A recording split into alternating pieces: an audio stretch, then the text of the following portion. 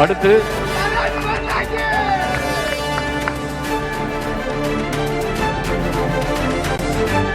அடுத்தபடியாக உலகின் உத்தம தலைவர், நம் அனைவரும் போற்றி வணங்கும் மரியாதைக்குரிய பாரத பிரதமர் திரு நரேந்திர மோடி அவர்களுக்கு தமிழகத்தின் அடுத்த முதல்வர் மரியாதைக்குரிய அண்ணன் திரு எடப்பாடியார் அவர்கள் மரியாதை செய்வார்கள்.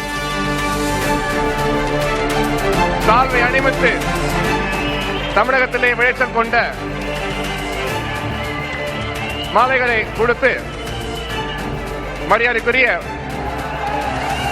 நரேந்திர மோடி அவர்களுக்கு தேசிய ஜனநாயக கூட்டணியின் தமிழகத்தின் தலைவர் அண்ணன் திரு எடப்பாடியார் அவர்கள் மரியாதை செய்த பிறகு தேசிய ஜனநாயக கூட்டணியின் தலைவர்கள் மரியாதைக்குரிய அண்ணன் திரு நயினார் நாகேந்திரன் அவர்களும், பாட்டாளி மக்கள் கட்சியின் தலைவர் அண்ணன் திரு அன்புமணி ராமதாஸ் அவர்களும், அம்மா மக்கள் முன்னேற்ற கழகத்தின் தலைவர் மரியாதைக்குரிய அண்ணன் டிடிவி தினகரன் அவர்களும், ஐயா திரு ஜி.கே. வாசன் அவர்களும், நம் பெருமான் திருப்பரங்குன்றம் முருகன் அவர்களின் பொன் சிலையை பிரதமர் அவர்களுக்கு வழங்குவார்கள். அடுத்தபடியாக மரியாதைக்குரிய அண்ணன் திரு டிடிவி தினகரன் அவர்களை பேசுமாறு அன்போடு அழைக்கிறேன்.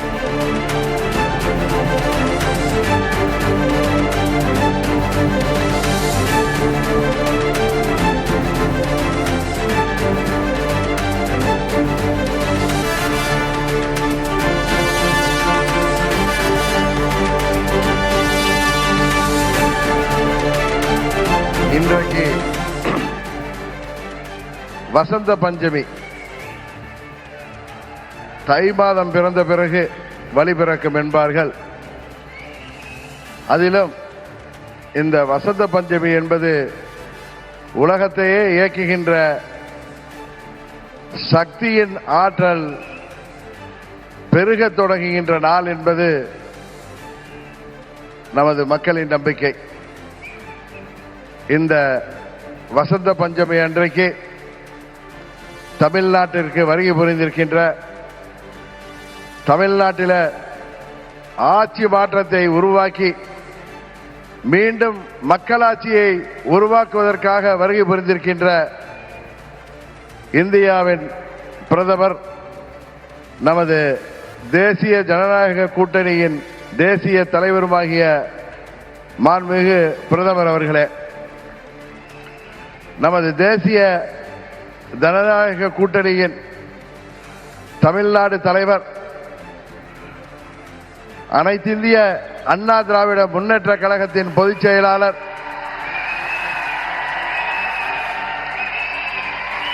மாண்புமிகு எதிர்க்கட்சி தலைவர், பெரும் மதிப்பிற்குரிய திரு எடப்பாடி கே. பழனிசாமி அவர்களே,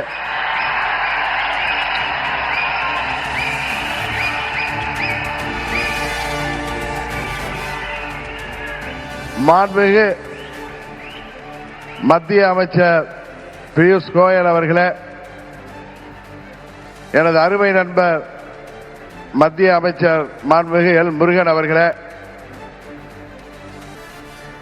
தமிழ்நாடு பாரதிய ஜனதா கட்சியின் தலைவர் எனது அருமை சகோதரர் நயினார் நாகேந்திரன் அவர்களே,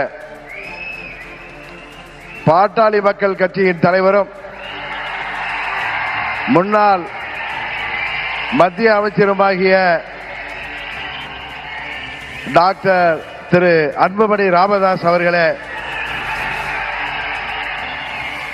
மற்றும் வருகை புரிந்திருக்கின்ற நமது தேசிய ஜனநாயக கூட்டணியின் அங்கம் வகிக்கின்ற தலைவர்களே, வருகை புரிந்திருக்கின்ற நமது தேசிய ஜனநாயக கூட்டணியின் நிர்வாகிகளே, செயல் வீரர்களே, வீராங்கனைகளே, உங்கள் அனைவரையும் அம்மா மக்கள் முன்னேற்ற கழகத்தின் சார்பில் இந்த நேரத்தில் எனது நெஞ்சம் நிறைந்த வணக்கங்களை தெரிவித்துக் கொள்கின்றேன். தொடர்ந்து 3 முறை இந்தியாவின் பிரதமராக இந்திய மக்களால்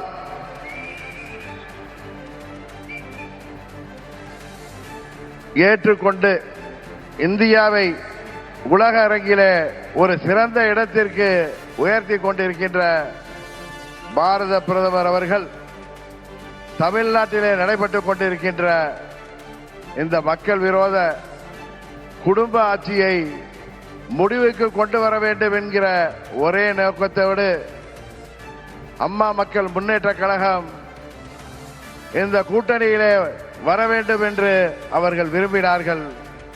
இன்றைக்கு நாங்கள் முழுமனதோடு தமிழ்நாட்டிலே தேசிய ஜனநாயக கூட்டணியை தலைமையேற்றிருக்கின்ற மதிப்பிற்குரிய திரு எடப்பாடி கே பழனிசாமி அண்ணன் அவர்களை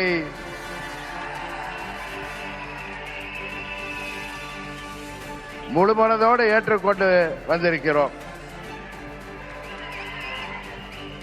நாங்கள் எல்லாம் அம்மாவின் தொண்டர்கள் என்பதை எதிரிகள் மறந்துவிட்டார்கள். புரட்சி தலைவர் வழிவந்தவர்கள், இதய தெய்வம் அம்மாவின் தொண்டர்கள் நாங்கள்.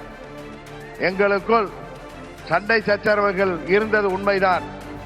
ஆனால் தமிழ்நாட்டின் நலனை கருதியும் அம்மா மக்கள் முன்னேற்ற கழகத்தின் நலனை கருதியும் மாண்புமிகு பிரதமர் அவர்களின் அழைப்பை ஏற்று நாங்கள் எங்கள் மனதிலே இருந்த எல்லா கோபதாபங்களையும் விட்டுவிட்டு 21 நம்மால் முடியாமல் போன அம்மாவின் ஆட்சியை உறுதியாக தமிழகத்திலே ஏற்றிட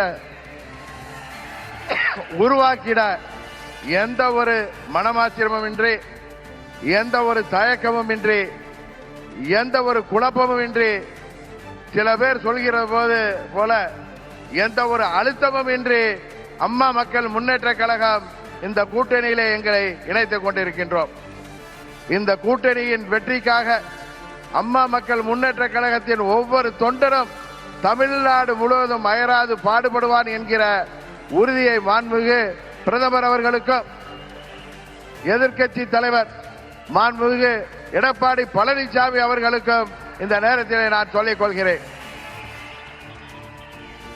ஒரு விஷயத்திலே எதிர்ப்பதென்றால் அதிலும் உறுதி, ஆதரிக்க வேண்டும் என்றால் அதிலும் உறுதியாக இருக்கக்கூடிய தன்மையை அம்மா அவர்கள் எங்களுக்கு கொடுத்திருக்கிறார்கள்.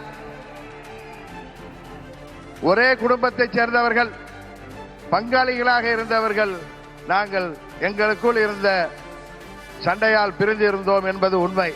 இன்றைக்கு எல்லாவற்றையும் தூக்கி எறிந்துவிட்டு பாரத பிரதமர் மோடி அவர்கள் தமிழ்நாட்டிலே ஒரு மக்களாட்சியை உருவாக்க வேண்டும், புரட்சி தலைவர் டாக்டர் எம்ஜிஆர் அவர்களின் ஆட்சியை உருவாக்க வேண்டும், எங்களின் இதய தெய்வம் அம்மா அவர்களின் ஆட்சியை உருவாக்க வேண்டும் என்கிற உயரிய நோக்கத்தோடு இன்றைக்கு மக்களை வாட்டிக் கொண்டிருக்கின்ற இந்த மக்கள் விரோத குடும்ப ஆட்சியை முடிவுக்கு கொண்டு வர வேண்டும் என்பதற்காக நாங்கள் முழுவனதோடு இந்த கூட்டணியிலே இணைந்திருக்கிறோம் என்பதை அவர்களுக்கு மீண்டும் நான் இந்த நேரத்திலே தெரிவித்துக் கொள்கின்றேன்.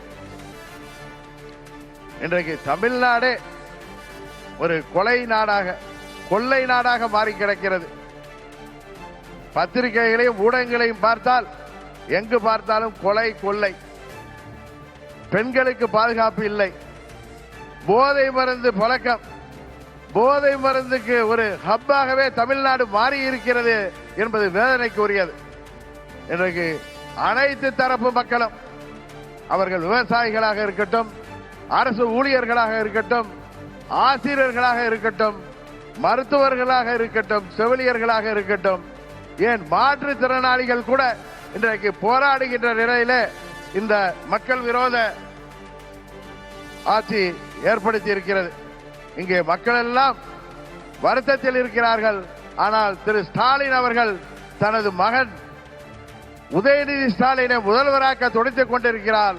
அதை அந்த குடும்ப ஆட்சியை உறுதியாக நாம் முறியடிப்போம். தமிழ்நாட்டிலே மீண்டும் மக்களாட்சியை, புரட்சி தலைவர் ஆட்சியை, அம்மா அவர்களின் ஆட்சியை உறுதியாக உருவாக்குவோம் என்று கூறி வாய்ப்புக்கு நன்றி சொல்லி விடைபெறுகிறேன். நன்றி, வணக்கம்.